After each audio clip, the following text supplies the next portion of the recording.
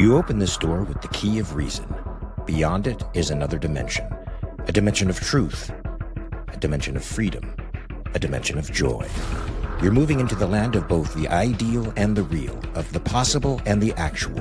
You've just crossed over into the Capitalist Corner. Where reason meets reality, welcome to the Capitalist Corner.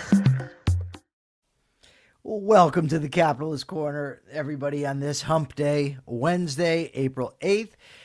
Persephone is going to join us here today. She has assured me that she has not done all the reading, so that's a good thing. No. But either way, she's probably read it in the past. You did read the articles, right, Persephone? Yes, I did read the articles. Awesome. So, again, on the Rational Egoist, I have so many shows, I can't even remember what the hell they are at this point. But on the Rational Egoist right now, great interview with Sheldon Richman. I highly recommend checking it out. Also, remember today, 2:30 p.m. Eastern Time, Everyday Ethics. And then at 3:15 p.m. Eastern Time, Crime, Corrections, and Culture with Miss Persephone and myself. Should be very, very good stuff. And as always, please remember to like, share, subscribe. You know the drill. And super chats and super stickers are always welcome. So the big news today is the ceasefire, if one can actually call it that. I got to tell you, so my I was in epistemological I don't know, overdrive or override. I don't know what the hell it is, but it was chaos this morning because there were so many claims and so many examples and counterexamples. This thing, whatever, we'll get to all that, but it was a bit much this morning, so much so that I decided to actually make a show out of it. So this was Donald Trump's post to Truth Social, based on conversations with Prime Minister Shehbaz Sharif and Field Marshal Asim Munir of Pakistan, and wherein they requested that I hold off the destructive force being sent tonight to Iran and subject to the Islamic Republic of Iran agreeing to the complete, immediate, and safe opening of the Strait of Hormuz. I agree to suspending the bombing and attack of Iran for a period of 2 weeks. This will be a double-sided ceasefire with a big exclamation point in all caps. The reason for doing so is that we have already met and exceeded all military objectives. If you've already exceeded your military objectives, then what do you need a ceasefire for? I mean, what is the point? You've met all the objectives. Okay. And are very far along with a definitive agreement concerning long-term peace. Also, all caps, peace with Iran and peace, all caps, in the Middle East. We received a 10-point proposal from Iran and believe it is a workable basis on which to negotiate. Persephone, do me a favor and pull up their 10-point plan, the one that was in Farsi, because there's evidently two. You could give me both, the Farsi and the English version of their 10-point plan. Almost all of the various points of past contention have been agreed to between the United States and Iran, but a 2-week period will allow the agreement to be finalized and consummated. Also, of course, will allow the Iranians to revamp and rearm. But on behalf of the United States of America as president and also representing the countries of the Middle East, I wonder if they know he represents them, it is an honor to have this long-term problem close to resolution. Thanks for your attention to this matter. Okay, so first of all, the idea that a lot of people are bragging about the opening of the Straits of Hormuz. The Straits of Hormuz were open before this started. Before it started. It was already open. So you haven't achieved the victory by getting them to open them. But is this the peace plan up here, right here? I think so, yeah. You don't see it's what I'm pointing screenshot. to. Yeah, okay. Yeah. So the Iranians have not actually said, there's conflicting, stories coming out about much of this, but they haven't actually said they're opening the Straits of Hormuz. They're opening it as long as their military can control it, and they're charging a $2 million toll. Searching this morning through many articles, which Persephone is going to make them all available, I was unable to find any sense of what was actually agreed to here. Claude and ChatGPT, so much so I went to them and said, hey, what exactly was agreed to? And they essentially said nobody knows.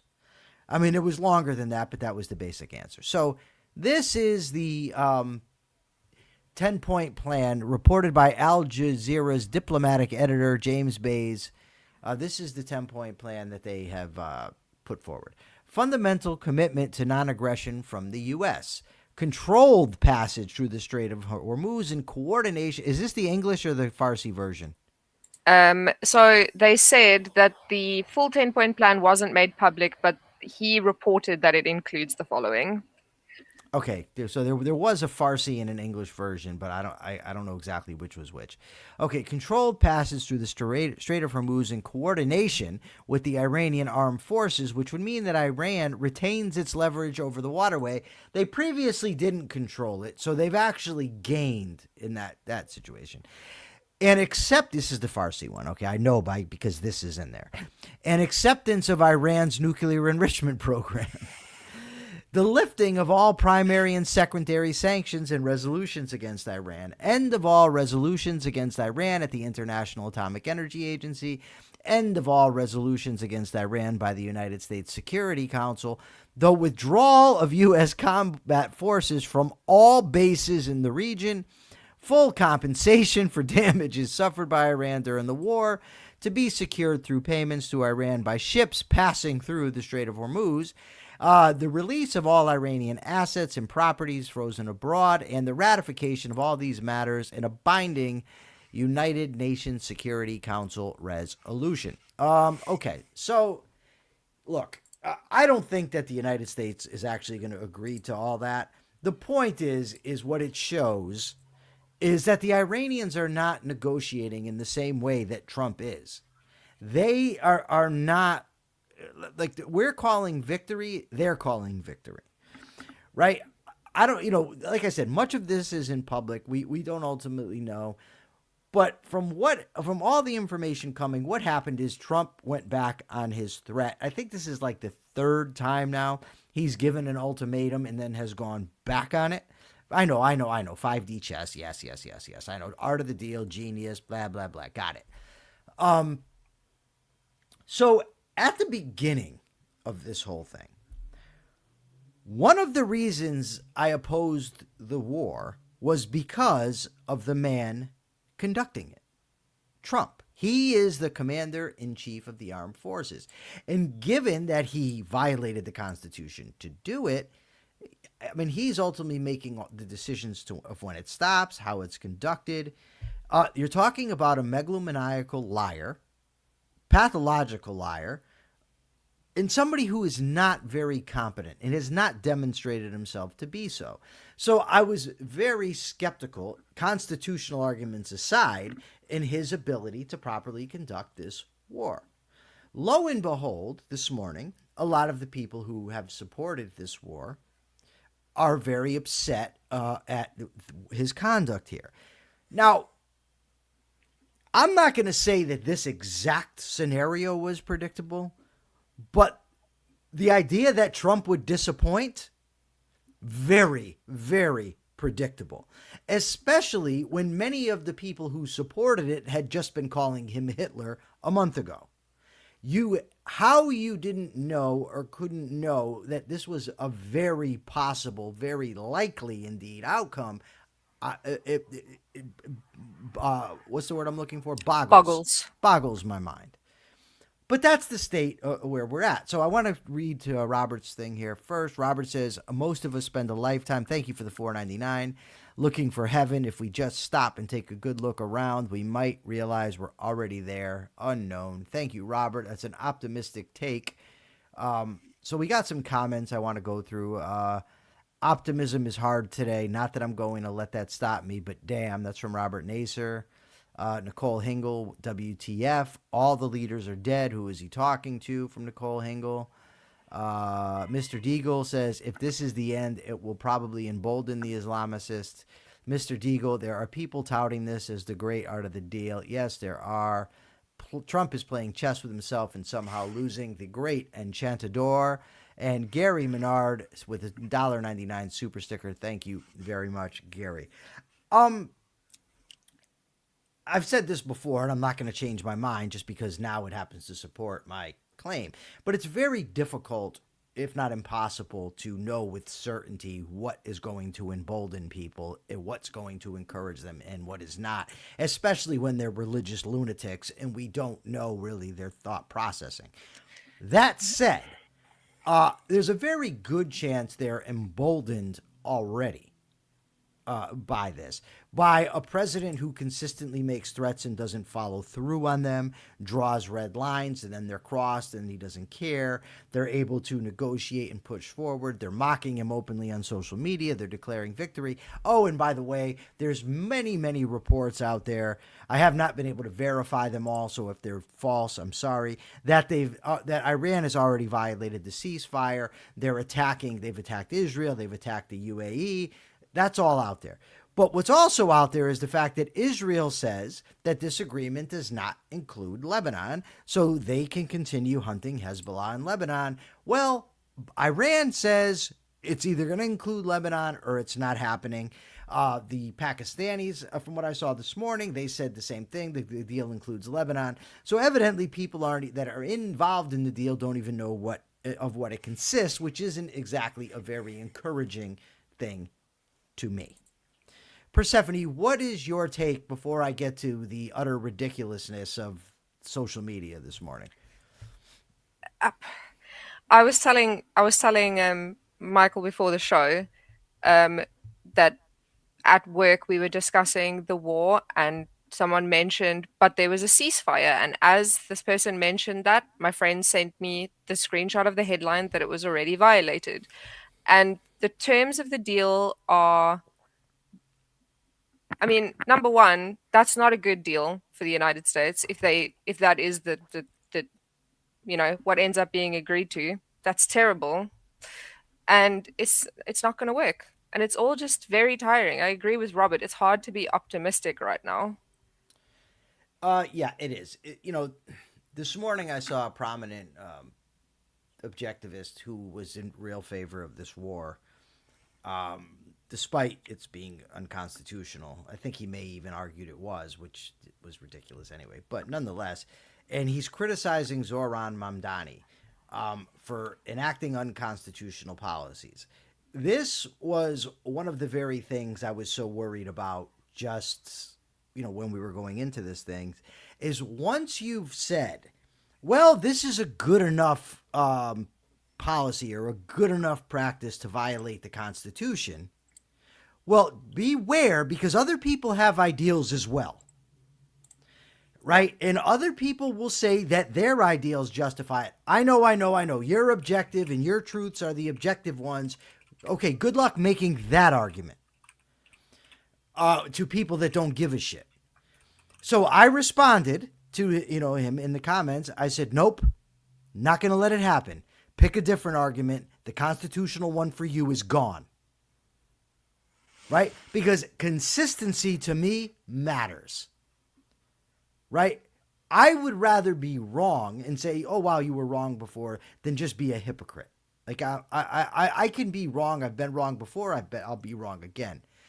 But one of the things that bothered me from the start was the lack of objectives. And I asked people online, tell me what would make you happy. What is it that you're looking for to happen? Because if you don't tell me what the goal is, then everybody can just say victory, victory, victory, or failure, failure, failure. Did you ever get any answers? Because I know that you asked that question multiple times. I got a few. Some were, they have to have no nukes. Others were, the regime has to be gone. One of the things that I'm really finding interesting, well, I'm not going to say interesting because it's fucking sad, is all of the people who were touting the coming of the free Iran. Right? The Iranian people will be free. Remember that. Mm-hmm. Where's all that talk now? Gone. Where is that talk? And all the people who bragged about it, who told me when I said, that's not even, I said this about a few weeks ago, the Iranian people aren't going to be free. Oh, well, you're a mind reader. And what evidence do you have? And how? My evidence is my sight and my ears. I can read and I can listen. So that's done with. But what we're seeing today, I'm just going to post it all up. And as I post them, Persephone, you just fill them back up once I delete them. So this is from News Tomorrow. Massive. I can't read it. The letters are too small, Persephone. I'm sorry. I like how you make that my problem. Well, how do I make it bigger? Try the other one. This one? Yeah. Okay, this is from Dr. Eli David. Hold your horses around announcing who won. If Iran agrees to give up its highly enriched uranium, stop uranium enrichment, stop building long-range ballistic missiles, and stop arming terrorists, Trump's demands before the war, then the U.S. won. Otherwise, the Iranian regime has won. Okay, if that's the deal, then Iran won. So that's one of those claims. Let's see, this one here. George Selgin, and this one I really liked, actually. This was my favorite quote of the day because I always take Trump not literally, but seriously. And George, the economist, says, there is a reason for not taking Trump literally, but it isn't that he's fond of figures of speech, which he wouldn't know from a hole in the ground. It's that he is an inveterate liar who also happens to be a sociopath. Okay, this was posted from the Iran News 24, Trump with the surrender flag. Let's see this.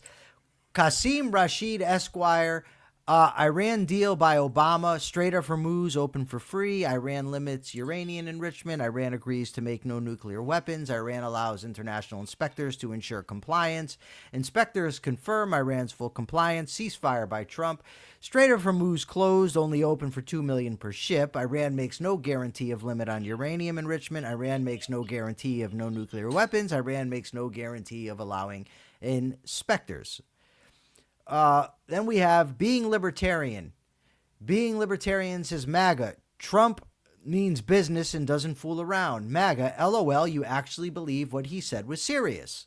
Because that's also what you get. How do you take him seriously? He didn't mean it. All right. What do we got here? Jesse Waters. Holy smokes. Missiles are raining down on Tel Aviv less than 2 hours after the ceasefire. All right. Let's see what we got here. Mario Nafal, here's a few important points before I go to sleep. Iran won the war. The terms of ceasefire they shared give them control of the Strait of Hormuz. It's charging 2 million ship and pocketing $100 billion a year. Let's remove that. Remove it. Add this. Nick Fuentes says, humiliating Iran ceasefire. This is a complete defeat. Glenn Greenwald says big victory that Trump points to here is that Iran will open the Straits of Hormuz. The Strait of Hormuz was completely open before Israel and the U.S. attacked. Well, who's this? Republicans against Trump say, so now these are all, Persephone is giving me first, I guess, all the people who say it's a big loss. Republicans against Trump say, so what did we actually achieve from this war? Iran still has enriched uranium, most of its ballistic missiles. The regime is still in power, and now it's shown it can control the Strait of Hormuz, which it didn't have before, and it still supports terrorism in the Middle East. Joseph Collard says, now we know that what Trump ultimately means when he told the Iranian people to continue to protest. Help is on the way. It meant we are going to help the regime stay in power while saying we changed it and help them continue to slaughter you. Matt Forney says, now this is one of the, pushback. This is the claims of victory. You weren't drafted to die for Israel. Gas didn't go to $6 a gallon. We didn't put boots on the ground. We didn't get a flood of refugees. None of your predictions came true. Okay, you know what did come true? We have a president that violated the Constitution. 13 Americans are dead. Hundreds are wounded. And the Iranian regime is still intact.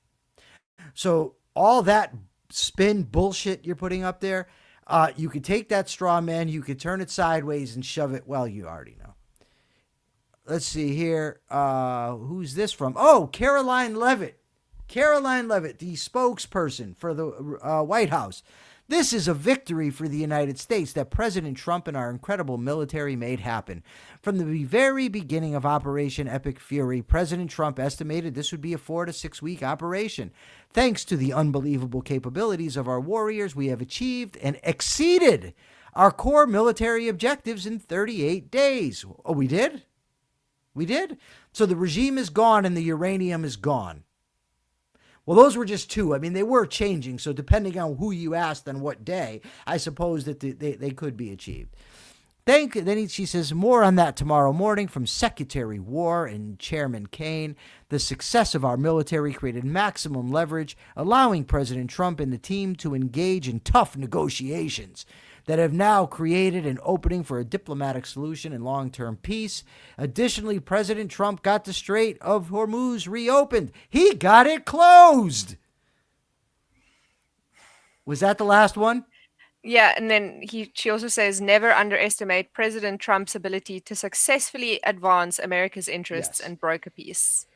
There was the first one that you. I'm listening. Go ahead. Oh, there was the other one that you didn't read that said, massive victory for Trump. The propaganda machine is out in full force trying to rewrite history. Here's what actually happened. Trump killed Iran's leadership, deleted their air force and navy, then gave them a deadline to capitulate. Otherwise, he would blast them to the Stone Age, and they folded. Under no circumstances did Trump lose in any capacity. Trump just wiped out Iran's military capabilities without putting boots on the ground, made them cry uncle, and forced them to stop sabotaging global oil markets while they finished negotiating their surrender. Trump just pulled off one of the greatest negotiation moves of all time, and the result should be unanimously celebrated, regardless of what side of the aisle you're on. However, the left and mainstream media will take part in any level of mental gymnastics to avoid admitting this. They will lie, make excuses, and repeat talking points until they are blue in the face. But no matter how much they try to spin it, this is objectively a massive victory for Trump and the world, and they know it. Do they? No, they do not. All right, I just deleted all that off my phone. Let me see what we have. Akira Felix says total victory then. Akira Felix also says tough negotiations and Trump don't go together. Salem the Reaper says we need an alien invasion to unite people. Lee Frazier says hi, hello, bonsoir. I'm guessing that's how you pronounce it. Bonsoir. So Ian Gilmore says the violations yesterday aren't meaningful. There's always little overhang in time as the word spreads around. If there are still violations going forward, those will be more meaningful. I don't know, Ian, especially given that the Israelis and Iranians and Pakistanis don't even agree on what the ceasefire contains, right? The ceasefire, according to Israel, doesn't include Lebanon. According to the others, it does. And I believe, find out for me, Persephone, when the latest attacks from Iran were. I don't believe they were just overhang, but I could be wrong on that. So Persephone, look it up. But the real thing that I gather is when you don't have stated objectives ahead of time, everybody gets to claim victory. Right? Because there's no goal. There's nothing that you're reaching for. If I tell you in 1 month's time I'm going to run a 4-minute mile, and then in 1 month's time I can't run a 4-minute mile, I was wrong. My prediction was false. If I tell you the Los Angeles Lakers are going to win the NBA championship, and then they don't, my prediction is wrong. When you're just out there hoorahing and cheerleading for everything that Trump does, and there's nothing actually reached for, then everybody claims that they're right. The bottom line is the regime is still intact. They still have uranium over there. They're still in control of the Straits of Hormuz. And they still have, I think last time I checked, according to best estimates, half of their ballistic missiles. And they're claiming victory. This, if it ends now, and it might not, you never know what's going to occur. But if it ends now, it's a failure. Right? It's not a military failure. It's not a military loss for the United States, but no reasonable person, I think, thought that would happen. The problem is with the jackass who's running the show. That's the problem. What say you, Persephone, about this? So I'm just looking up when the last attacks were. The ceasefire was announced, and post-ceasefire attacks happened almost immediately. Within hours of the announcement, Iran launched ballistic missile attacks on Israel. Early warnings issued in central and northern parts of the country. The UAE also reported its air defense systems were intercepting missiles. They also announced that a new attack was launched on its gas complex with falling debris from an interception causing multiple fires and injuring 2 Emiratis and 1 Indian national. Iranian drones fired on Kuwait, causing significant material damage to oil facilities, power stations, and water desalination plants. So what was the latest? I missed it. I'm sorry. Around the latest, as of the latest updates around noon today, Iran has suspended traffic through the Strait of Hormuz. That's the latest. But I mean, there's still been attacks. There's no definite There's no times of when it happened. so there's no stop. It He says doesn't. Ian says those within hours aren't meaningful. The IRGC is distributed with disruptive lines of communication, so it took time for them to stop. Yeah, I'm calling BS on that, not on you, Ian. Not that I don't buy it. I don't think that the Iranians are negotiating in good faith. It would be one thing if there was within hours they did it and then it stopped. But if it's not stopping, as it doesn't seem to be, and if they've now closed the Strait of Hormuz, So that was apparently in response to Israel's continued strikes on Lebanon, which is a direct complication, given that the reopening was a key condition of the ceasefire. Right. My question for you, Persephone, can you look this up? I'm interested to know, given the attacks that took place, were they? How do I phrase this? Basically, is Ian correct? Look at Ian's thing. I want to know was it possible for the people who launched those attacks to know Yes. that there was a ceasefire? I don't need to look this up because yes, the paramilitary Revolutionary Guard has been calling the shots, making decisions independently from political leadership. They've been operating autonomously, and there is a chance that the ceasefire announcement might not have filtered down because they were operating autonomously. Okay, so the within hours they might not have known. It is possible, but with the latest update saying that traffic is suspended. No, the latest stuff. I just want to go by the within hours stuff. Ian's specific claim is that within hours it isn't meaningful. That those don't matter. Yes, so that is from who is this from? This is from PBS that says the guard is operating autonomously and it might have just been hangover. So while I take Ian, I want to restate what I'm saying. Not that it's BS that if in those initial hours they might not have got the word, but that it's very well. It seems obvious now that the ceasefire is not intact. Right? Had they stopped right after then, okay, but they have not. GL Wordsmith says goal equals money deal. Trump on Truth Social. There will be lots of positive action. Big money will be made. Iran can start the reconstruction process. So that I guess that's what the war was for, so that they could start the reconstruction process. Thank you for the $5 super chat. Are there any other questions on this issue before we move on? I'm curious.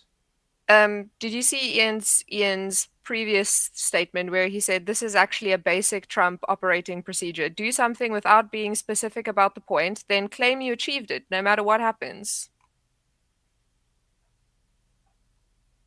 Which feels. What was the question? Because I was just reading his new thing. Basic. He said this is basic Trump operating procedure. Do something without being specific about the point, then claim that you've achieved it, no matter what happens. Oh yeah. Which is 100% what happened. I mean, they have stated a whole bunch of specific goals, and then even more people invented goals for them. So they have stated a whole bunch of goals. I think there were 6 in total that they stated at various points. None of those have been achieved, as far as I know. Not completely. I don't think so, no. So the people who are saying, well, this is a complete victory, by what metrics is this a victory? Because none of the stated goals have been achieved.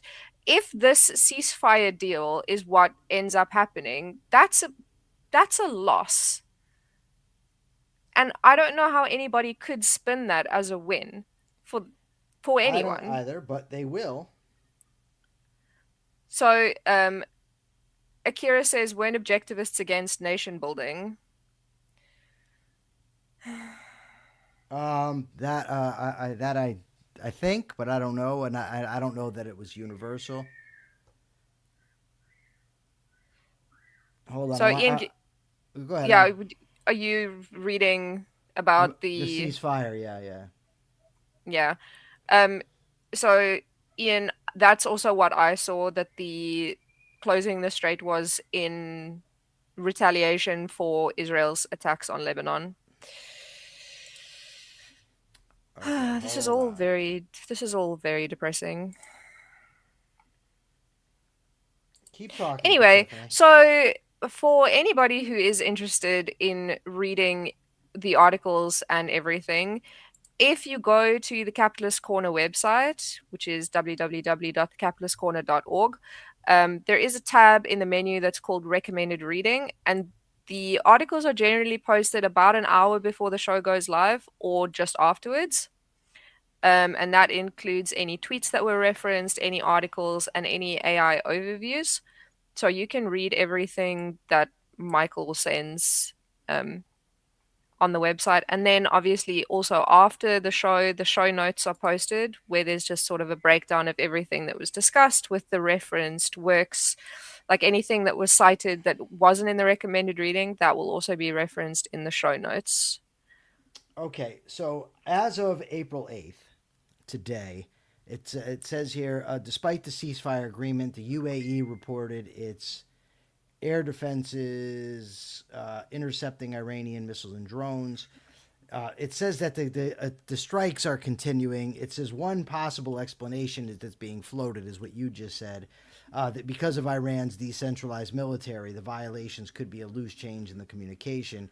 But Iran's own foreign minister has been on the phone with Pakistan raising complaints about Israeli ceasefire violations in Lebanon, while Israel is pressing ahead with massive strikes there. So both sides are already pointing fingers within hours of the deal taking effect. Yeah, but it's like Ian said earlier, this is just Gaza and like Hamas all over again. Well, that I agree to. I am just all I'm saying is that there's no indication that Iran has been implementing the ceasefire. And I mean, how do I put this? I don't know how effective a ceasefire is if you can't get people to stop firing. You understand what I'm saying? Now, if they will, maybe they won't listen. Maybe they will. I don't know. Maybe they're told. Maybe they're not. But why, if Iran is saying that Israel's violating the ceasefire, and I don't know what was agreed to, right? I have no idea. So whether Israel, I know Israel is still going after Hezbollah in Lebanon. That's true. I don't know that that was part of the deal or not part of the deal. The problem is you don't make deals with people like the Iranians, right? Yeah. You don't do that.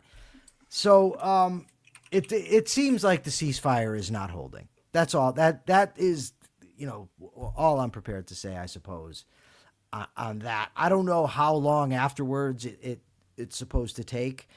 According to what I just saw from Claude, and Claude cites a number of sources. The ceasefire was announced just hours ago today, April 8th, 2026. Trump announced this via Truth Social on April 7th at 6:30 p.m. Eastern Time. Violations already occurring. After the ceasefire came into effect Tuesday, missiles were still launched from Iran towards Israel. Then it talks about Gulf states, Bahrain, UAE, Kuwait reported it. So it basically just says that they're ongoing. They have not. In short, Iran has been launching daily strikes. So it seems like it's not holding. That's the bottom line. I And guess. they're still mocking him publicly. Okay, this is what it says. This was as of 2 minutes ago. The question I asked was, have there been any violations within the last 12 hours? So then you're going now. That would be from 12:30 a.m. my time, which would be 4 hours after it was ended. Yes, the ceasefire is already being violated and is happening right now. It says within hours of the ceasefire, it was already happening. That we already know. 8 a.m. local time, 5, what's GMT? I don't know. GMT +5, Yeah, what is that? Greenwich Mean Time. It says that as of 5 o'clock Greenwich Mean Time, they were already taking place. I don't know when that is. April 8th, that's today. Despite the ceasefire agreement, there's attacks taking place. So, I mean, it seems like it's not holding. Jenna Kleem gave us $2. Thank you so much, Jenna. Trump is probably negotiating with someone pretending to be Iran. Or are they still mocking him? From Akira Felix. Stupid to think he can negotiate with terrorists. From Mr. Zippomatic. Let's see. That's from CNN. Just posted Iran's halting traffic in Strait of Hormuz. We already knew that. Okay. Yeah. If there's no more questions or comments on this, Persephone, do you have anything to say? No, I'd prefer to move on to something not related to this, because this is bleak. So I do want to test this. I just got a text from somebody who was watching. Maybe he's still watching. But he says to me the character of Trump is irrelevant to whether you support the war. And I've heard that, and I don't get the argument. I'm not saying that if you have a president who isn't John Galt, you never go to war. That's not the point. The point is when you're talking about character, you're talking about somebody's honesty, somebody's justice, right? So somebody's integrity, their fundamental mode of operation. How is it not relevant for a war when a person's fundamental mode of operation is this immoral? It has to be.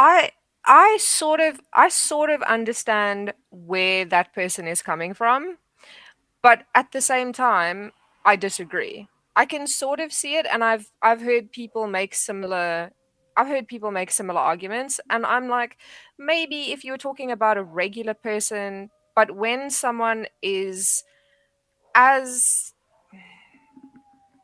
insane, I don't think that you can separate the two out.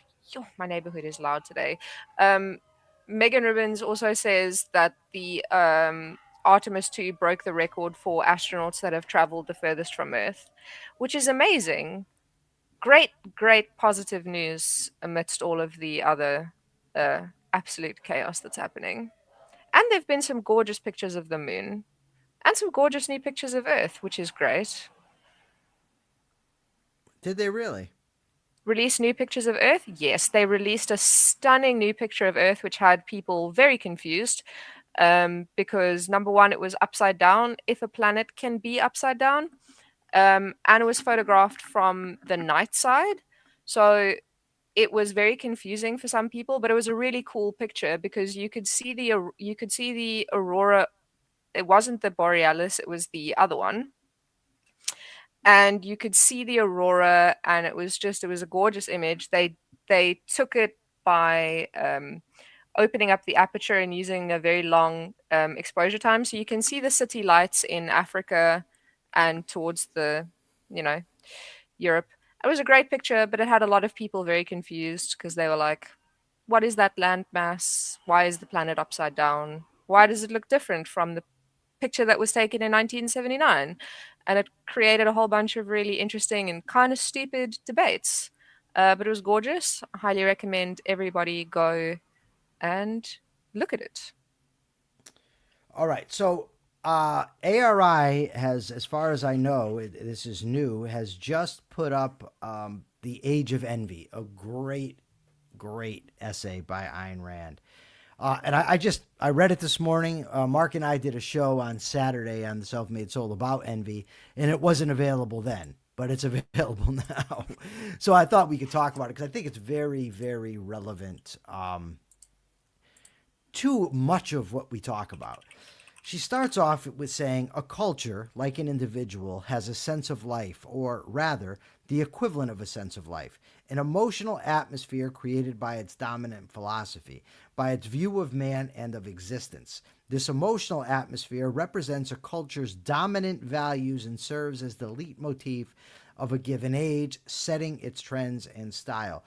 So she goes on to talk about that there was the age of reason, there's the age of enlightenment. And she says, this is the age of envy.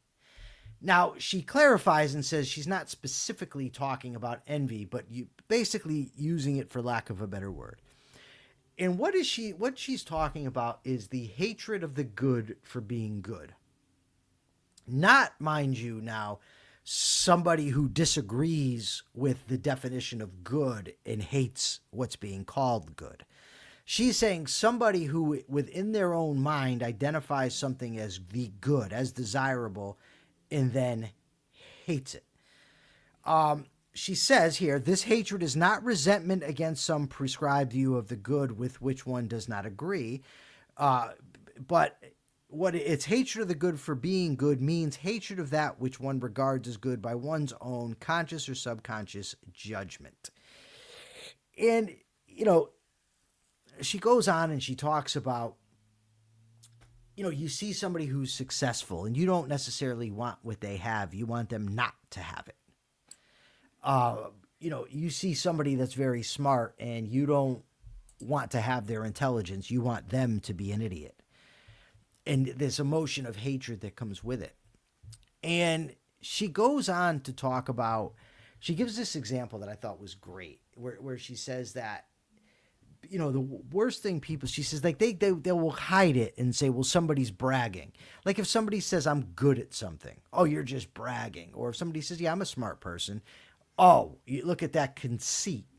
As if somebody should want to hide their intelligence, hide their accomplishments.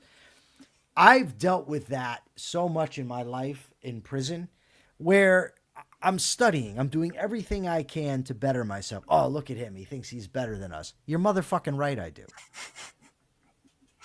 Right? Yeah. You're goddamn right, I do. You spend all day watching sports, gambling, lying, manipulated, being inconsiderate of other people. Yeah, I think I'm better than that. Sorry. Not sorry. Yeah. Right? So, and I had this, as an aside, I had an argument with, debate, and I asked him, well, let me ask you this, is because he said, nobody's better than anybody else. I said, well, okay. Is self-improvement possible? He said, yes, of course it's possible. I said, okay, if everybody's equal and one person improves, is that person not now better than everybody else? No answer. But people do, and she talks about it in this essay, try to hide their intelligence or hide their ability, hide their accomplishments from other people for fear of being hated, for fear of being envied, for fear of not being accepted. I cannot tell you how many times people tell me, oh, can't you just be more sociable when we go out? Can't you just be, more talkative with people? And I'm just like, well, I'll give an example of something that this reminds me of real quickly. It may seem off, but whatever. One day I was talking to a guy and I just kept breaking his balls, joking, making silly jokes in prison. And he says, Jesus, that's all you want to do is joke and talk about that. And I said, okay, do you want to talk about the things that I'm interested in? Do you have any interest? Are you even capable? Can we discuss philosophy, politics, economics, ethics, self-improvement? Do you want to talk about those things? Okay, well then what else is there to do? And it's the same thing if I'm going to some party somewhere and I'm told I have to be sociable. So basically I have to go and talk about what the other folks are interested in. I can't be myself. I can't talk about what I like. I can't talk about my interests. I've got to listen to them talk about theirs. And I've told many, many people I am not a goddamn sounding board for everybody. I don't exist on this planet to listen to you, complain, talk, whatever. If it's going to be a relationship, it's going to be give and take. I talk, you talk, I listen, you listen. Not I have to listen to whatever bullshit comes out of your mouth, but I can't respond. No, I'm not interested in that. So what do you say, Persephone? I've never really understood like hating someone for being good at something or like being smart or being any of those things. Because I look at people who are smarter than me or people who are better than me at stuff and I'm just like, wow, that's amazing. Not even I wish I could be that good, just like Well done. Good for you. Um, Actually, when you guys were talking about this during Self-Made Soul, the only thing that I could think of is the only time that I ever see someone who has something that I could potentially want and then don't want them to have it is if I feel like they don't deserve it. Um, which is also a fucked up way to think. Because, and there's only been a few cases that I can think of where that has happened. And in those cases, I feel fairly certain that I'm correct in my assessment that the person that I was wishing ill on didn't actually deserve what they'd been given. But yeah, I don't get it. I don't feel that kind of way. I see people who are smarter than me or who have worked harder than me as inspirational, not as someone who I want to take shit away from. Yeah. And, this goes back to Mark and I discussed last week, or was it this week? No, it must have been last week. Sheldon Richman's article about needing an ethic of egoism to basically to support capitalism. That outside an ethic of rational self-interest, capitalism won't do.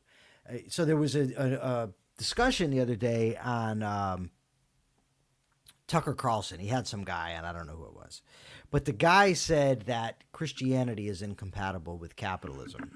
But it is compatible with socialism. Jerome Brook posted, "This guy's right for once," and I shared that post. And this is one of the things that is the problem of, when people don't respect the self-interest of others, and when people don't view success and ability and effort as ethical, you can't have a free market system that's driven by the profit motive. It just doesn't work. And as long as we have this, as long as we have people who envy the good for being the good, we can never have capitalism. Ever. But you also can't really have it if people are trying to downplay themselves. No, when people are absolutely. It's like when people try to justify their success. Have you ever, I know I have many, many, many times, seen people who will try to justify their success by saying, for instance, but look how much I benefit other people. Or, yes, I make money, but look at all the jobs I create. Or, I only make 2% profit. All the rest goes somewhere else, as if they should be ashamed of their accomplishment, as if it's a sin to be making profit. Or, think of the things we have: price gouging, taking advantage of the situation in order to make money. It's all demonized.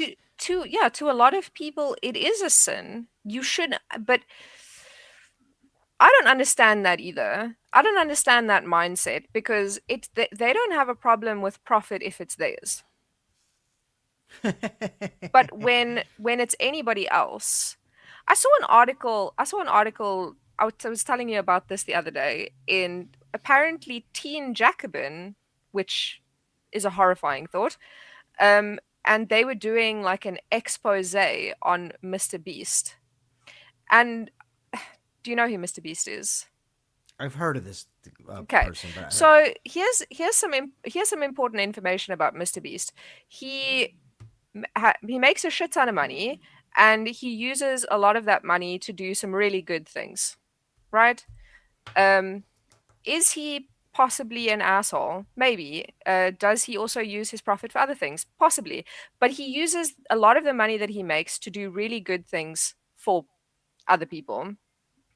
And this article was framing him as some kind of like dead behind the eyes monster.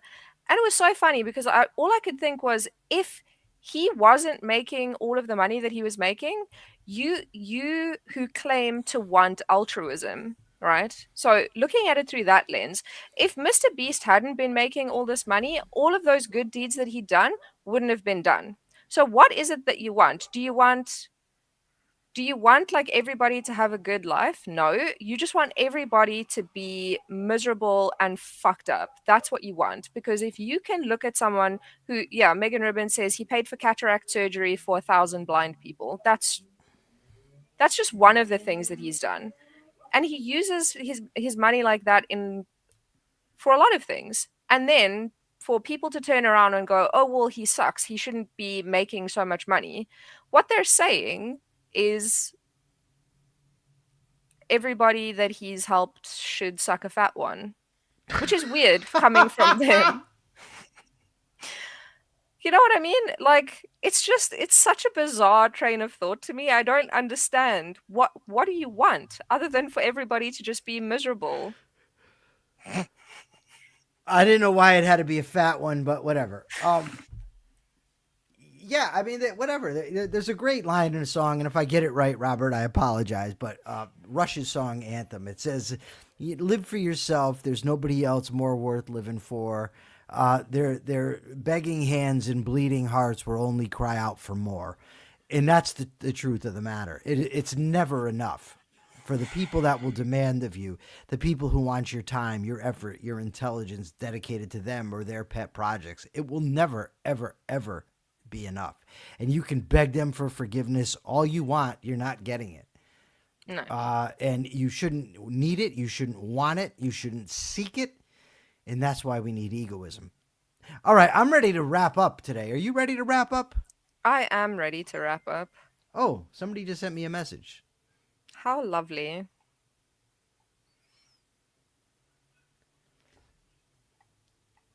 Anyway, everybody should go and check out the new NASA photos because they're great. Also, Oh, there's new no, new photos. no. There's new Oh, photos of Pluto. Go look at those because those are also stunning. Pluto And the there's dog? spider. No, Pluto the used to be a planet. Also, there's spider webs on Mars, which No, is no. really Pluto. cool. You remember Pluto the dog? Do you know who that is? Yes, I do know who Pluto the dog is. Is Pluto even a dog? Or what is Goofy? Goofy is a dog, and Pluto is also a dog. Well, that's up Actually, for let's Google. debate. Let's All right. confirm that before I put that out as fact. Oh, well, I asked yesterday if I should change for the show. So, this Inna78 Abel says, I find many Oist inclined shows have substance but lack style. You may not want to change, but substance has to have style. They go together for impact and longevity, in my honest opinion. I don't think I have that problem. I don't think I lack style. I don't think that's my issue. What do you? No. I mean, maybe. I mean, I'm not trying to. I appreciate the feedback. Jenna Cleem says, "Do not change your probity." Lee Frazier says, "You shouldn't change yourself to make yourself more palatable to a wider audience. You are perfect as you are." All right, Lee. Thank you so much. Robert Naser says, "If by alter you mean improve and improve in ways you regard as improvements, yes." No, B. Howard Rourke, not Gail Winan from Ironheart. Here, Felix says it's hard to tell when you are kidding or you're actually pissed about something. It took me a while to figure it out. I think people are used to watching stuff that they already agree with. Even some objectivists suffer from this and cannot fathom the idea of a rational person not being into an unconstitutional war. If you wanted to be popular, you would have to change your position in regards to the war because you have possibly the most unpopular opinion there is. Thank you so much, everybody. Robert says, actually, Persephone, you just pronounced his name wrong. No, because I was talking It's about NASA. Okay, I because if you got his name wrong, I was going to be pissed. I did not. Wait. Were you talking about the space agency and not me? Robert, thank you so much for the $5. Jason Adams says, Goofy is a trans bull. Okay, so hold on. Here's actual facts. So Goofy is not considered a dog in the traditional sense, but rather a canine or a dog-like character. So it's confirmed that he is in the canine family, but he's not a dog the same way Pluto is. He is Goofus canis. That is what Goofy is for anybody who wanted to be 100% sure. So he's a canine, but he's not a dog, whereas Pluto is a dog. And also a planetary body. A planet. Okay. Well, there you go. All right. I'll give the capital. Oh, remember, please look. 2:30 p.m. Eastern Time today. We have Everyday Ethics. 3:15 p.m. Eastern Time today. We have Crime, Corrections, and Culture. Two very, very good shows. I highly recommend that you check them out. My capitalist thought of the day is live for yourself. Live for yourself. Be true to yourself. Obviously, that doesn't mean be whim-ridden. It means be reasonable. Get your ideas from reality. Use your mind. But don't alter yourself to try to please other people. Don't change what you think, what you believe. Don't pretend. Don't make believe. It simply is not worth it. You do not exist to make other people comfortable, happy, or anything else. You exist for yourself and for your happiness. Please act like it. All right, Persephone, what is your question for the folks? My question for everybody is, when you were a child, right? Were you a space person, or a dinosaur person, or a history person? Most kids have that like one special interest, and it's usually space, dinosaurs, or like mythology and history. So what was your special interest when you were a youngster? That's what I want to know. If anybody's interested, I was and am a dinosaur person. All right, things just got very weird, but whatever. Persephone's weird, and we love her for it. All right, everybody, we are out for today. Please check out the other shows I mentioned, and please come back here tomorrow at 12 p.m. Eastern Time.